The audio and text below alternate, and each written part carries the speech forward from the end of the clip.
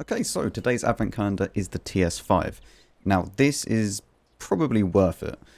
It's going for about £28 or it's 9,100 gold. You do obviously get all the bonuses from it, so you do get the ×5 for experience, you get the garage slots and all of that, which is nice. The TS-5 itself is actually a pretty decent tank.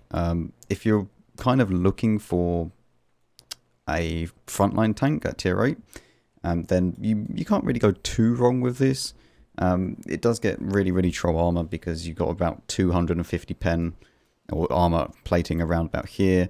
So tier 10s are obviously going to go straight through you because they'll just be able to pen directly below your gun or to the sides here and here, especially with heat. If you have around about 300 plus pen with heat, you're just going to be obliterated in this thing.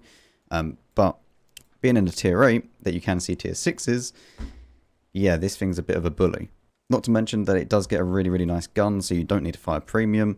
Unless you obviously come up against one of these things. But even then, like, you could just fire normal rounds and go straight underneath the gun here. So it's not really the end of the world. 248 pen is more than enough at tier 8 for standard rounds at least.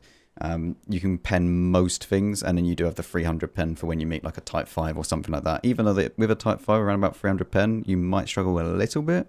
But it is 300 heat pen, so you don't need to worry about the distance fall off. This thing actually does get really nice DPM as well. You can put it up to about 3.5k for the recommended kind of like setup. Obviously, this is with full like crew and stuff like that. I would probably stick the gun rammer in that slot there, and then you go HP boost, and then you go turbo. Because overall, it's quite slow. It only goes at 26, so I think the turbo is needed, and then HP boost is needed just to boost up your track health and then get the repair time down even more. I would recommend you use food on this, but if you don't want to use food, then you could go and just choose a more standard loadout, but you wouldn't get any of the benefits from obviously the turbo or the HP boost or stuff like that. If you don't care about view range, then of course you can just do without it and just go with the normal kind of loadout like this, but you're only going to get 398 meters view range. That being said, in the field mod you can go and choose the suspension durability and also the aim time or the aim circle improvement. So that's going to drop it down to 0.4, and then you can go and get a little bit more view range from there. Because, I mean, who's really going to be using concealment after firing on this thing? And of course the HP boost can be multiplied by the slot once you get the field mods fully upgraded. So even if you're not going to be playing this with food, it's still decent. Like 3.4k, that's nice.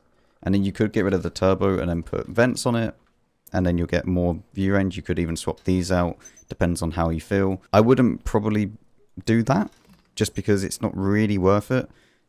Sure, you gain like 1 meter more view range, but just get the DPM as high as you can. But if you are using food, then this thing is mental, like actually mental. So yeah, the TS-5, is it worth it? I'd say so. For £28, it's not too bad.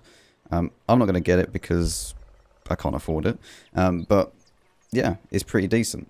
But be warned, obviously Christmas boxes are coming up. So if you want to get the best value for your money, the boxes are always going to be better value. If you do, however, want a tier 8 premium now, then you can't really go too wrong with this tank, especially if it's kind of fitting your playstyle. It's got high DPM, good enough armor against its own tier and below, and yeah, it's not too bad overall. Remember to accept your missions because today is actually a decent mission. Yesterday wasn't really too good, but this one is win a battle and cause 1,000 damage, and you get 50% bonuses for 2 hours. So that's 4 hours of credit boosting. So yeah, make sure you get those missions, and I'll see you in the next one.